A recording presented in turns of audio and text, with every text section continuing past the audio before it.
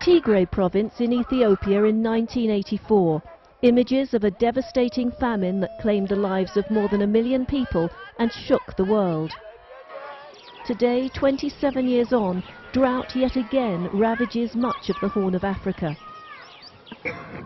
Yet Tigray province has a rather different story to tell.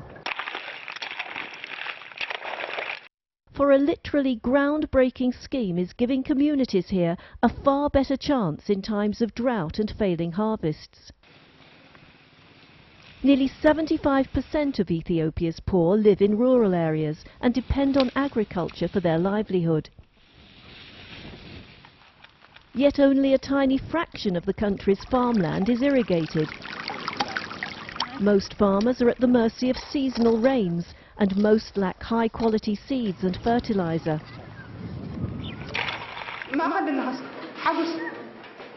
Classes like this, where high-risk groups are taught how to manage water and resources, are part of an innovative scheme called the Safety Net Programme. The poor living standards of these people made me want to get involved in helping them. Even well-to-do families weren't using their resources properly because they didn't know how to. Now, as a result of different types of training given by the government and NGOs, there is more awareness and things are getting better even in these difficult times.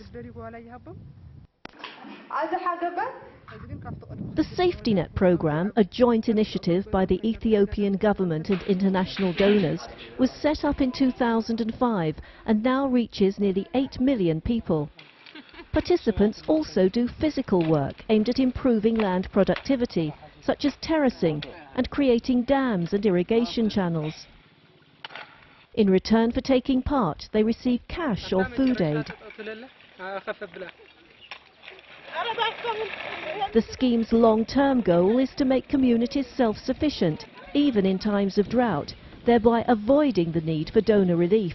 Whatever success we have had in combating famine in Ethiopia, the primary factor has been the grim determination of the peasants themselves to make sure that they do not depend on handouts for their livelihoods and their readiness to work 18 hours a day to change their situation.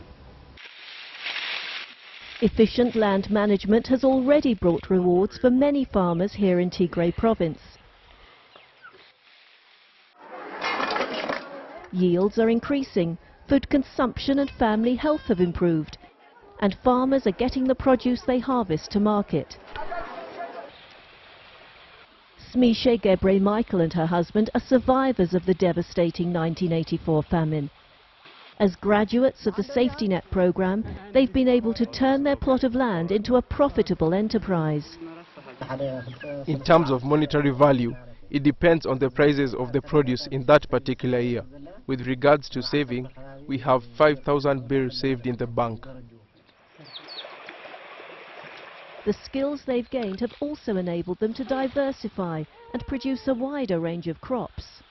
The vegetables we're now producing are cabbage, salad, green peppers, tomatoes and onions.